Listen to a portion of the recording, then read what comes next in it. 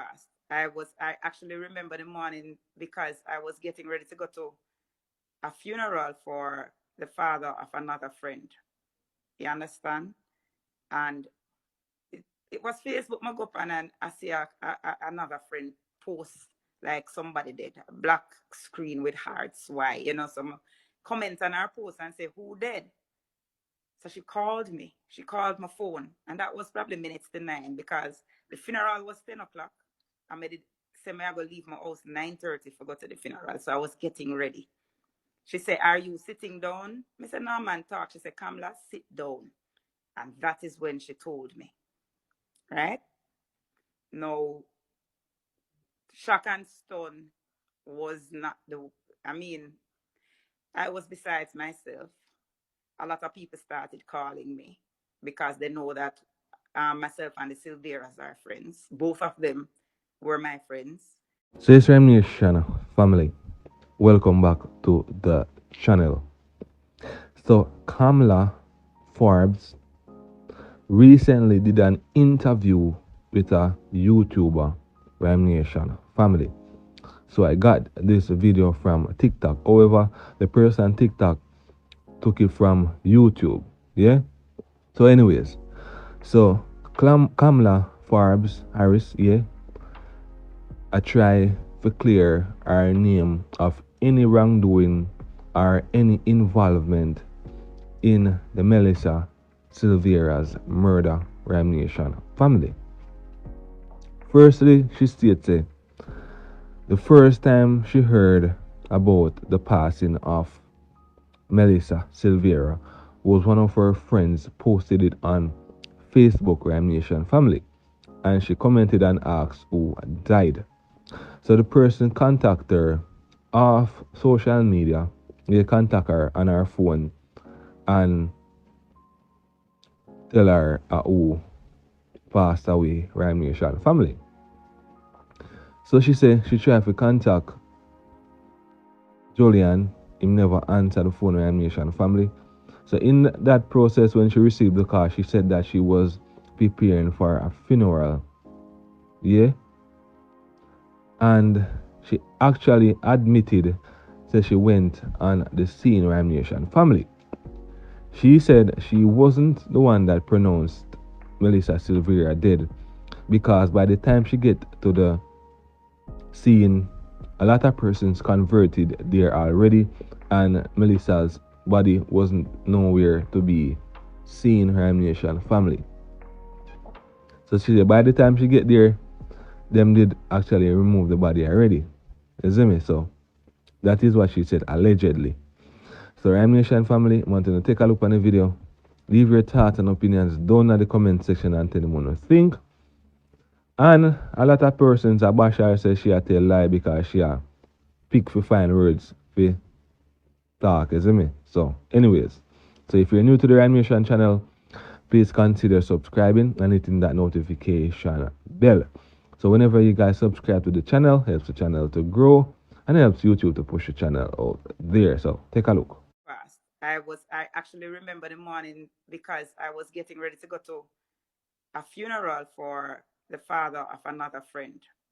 You understand?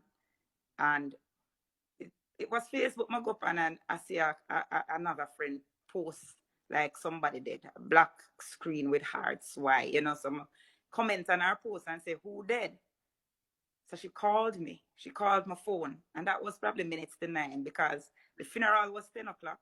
I made it say me I go leave my house 9:30 for go to the funeral. So I was getting ready. She said, are you sitting down? I said, no, man, talk. She said, Kamala, sit down. And that is when she told me, right? No, shock and stun was not I mean, I was besides myself. A lot of people started calling me because they know that myself and the Silveras are friends. Both of them were my friends. I mean, the type of friendship that we have. I go to their kids' birthday party, them come to my children's birthday party. I go to the house before they moved because they had moved after the unfortunate incident with their baby. And so we share a good relationship. Now, I see a lot of people have this misconception that in terms of they are trying to um, color the relationship that I have with Julian Silvera because they see on a post that I put that he's hobby, and me laugh because anybody who know me who come on my page know say Kamala have 40 husband. I will label them hobby 1 to 40. It's just a running joke. Hobby 1 is my real husband who walk me down the island married to me. You understand? But it's just a running joke where boy, and then you have somebody who say him jealous because me call this one hobby and don't call that one hobby. All right, his hobby number for whatever. You just assign them a number. So it was a running joke. And Melissa, I called her my sister wife because she used to say to me sometimes when we go on the campaign trail, she would have to be home with her children and me on the campaign because my children are considerably older than theirs. I have an adult, one who is almost an adult, one is a teenager. So she would say, take care of our hobby for me. So it was a running joke that people have now used to ascribe motive as to why I would want to be somehow involved in this. But a lot of people don't realize that Melissa was my friend outside of even Joe. You understand? It's a situation where if I saw her without, I could see her without him because we are friends and good friends, friends to the point that when Melissa's mother died, which would have been earlier in last year, probably around April, May, thereabout, um, Julian called me and told me. But when it was time for the setup, Melissa called me and said, make sure you come. And she knows that I'm vegan. I don't eat meat at all. And she said to me that I'm doing chickpea samosas for you, so me have you covered. That's the kind of relationship I had with Melissa. You understand? Which was outside of my relationship with Julian, who was my friend through politics, because I knew her more than a decade before. Right? So back to the morning, when I got the news, I was home getting ready for funeral. Rupert Islet funeral. Most people who go cook KC know Rupert Islet. It was the same day. Right? And I get the call. I tried to call Julian naturally when I hear he did not answer. I called 2 more acquaintances and one of them said yes. It's no, he didn't answer. Him text me back and say, "Are true." Just those words, "Are true." You understand? And me say, "Where is Joe?" No, this would have been taking me down towards in the 9 o'clock. Because me say I was supposed to go to a 10 o'clock funeral. Right? Now, my husband who was at home with me and my son, my 13-year-old son, basically conspired to ensure that I did not leave the house at that time. How them do that? They had the house key from me. Cause me walk up and down, me turn idiot. Me say me have to leave and go. People calling me, I'm getting all these calls, so it's like my brain muddled. I'm talking to different people. My mother was on the phone with me. Another friend of mine who called me today, I didn't even remember that he had called me. Him say, when him see these rumors going around and people coming to him and telling him that, listen, she's implicated, she's involved. Him said that is impossible because I was on the phone talking to her and she was so distraught she couldn't move. Because to how much people call me, I couldn't even remember.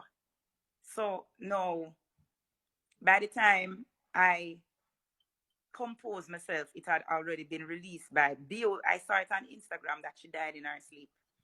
That's how I hear so she died in her sleep. Because it was on BOJ TV, right? On Instagram. Because by that time, media start pick it up now. Anyway, I don't live near to the Silveras. It going to take me a while, especially on a Saturday morning, because if anybody knows where their home was, it is way up in a way. You understand? And so it would take me a while to reach there. So let us say by the time I compose myself, it's 10:30. I did not get there until minutes to 12. You understand? No, from my understanding, she would have been long gone. You understand? And by the time I got there, a crowd had already converged. People that I didn't know were there, people that I knew were there. Whole heap of people. But here, me blame myself for all of this. You see, when it come out, say, she when the autopsy come out that whatever them find bullets, I said that's strange because so much people up there within hours. I saw my mouth get me in a problem now because them take that little snippet now and start create a retroactive crime scene to imply say boy all of we were up there doing something. But then that don't make any sense. yeah, exactly. But It then don't make no me say sense. I kept on saying it was not a crime scene. First of all, when we went up there was no police, there was no crime tape. You would not, there was no sign that something like that had happened, which is the point I was trying to make. That it's so weird because this is 5 weeks after, and I remember now she did somewhere between November 10th and November Yes, 11th. yes. This is no way down in December when them telling us no say she was Mm. actually murdered. So in my head, because listen, I'm not a Right. forensic expert, so because me have Mm. police friend and me ask them about it. I love to learn. You understand? So Yes. me have a very good police friend of mine, a girlfriend who she will come in me inbox and will try say, but this no make no sense. I have a doctor friend of mine will do, you know. So when she died, obviously people are going to speculate because if your granny dead in bed, people are going to say, boy, they wonder what killer her. So of course the first speculation, well, boy, is aneurysm. Because when me go up there, people are talk, say, boy, you know, nothing, she have blood by her nose. You just hear people talking. You understand? So the first thing we say is aneurysm. Then after that, them start this rumor say she kill herself. I say foolishness because I know Melissa would never kill herself because she lived for her children. And I played an integral part in shutting down that rumor that they started, that she somehow, from day one, they started. Okay. You understand? Because first and foremost, let me just say that I have never seen either of them even raise them voice at each other. The You're last the time one I people saw tell them me that before this, now. Okay. the last time I saw them before this was at her mother's funeral, right? Mm. Up in the same year, up in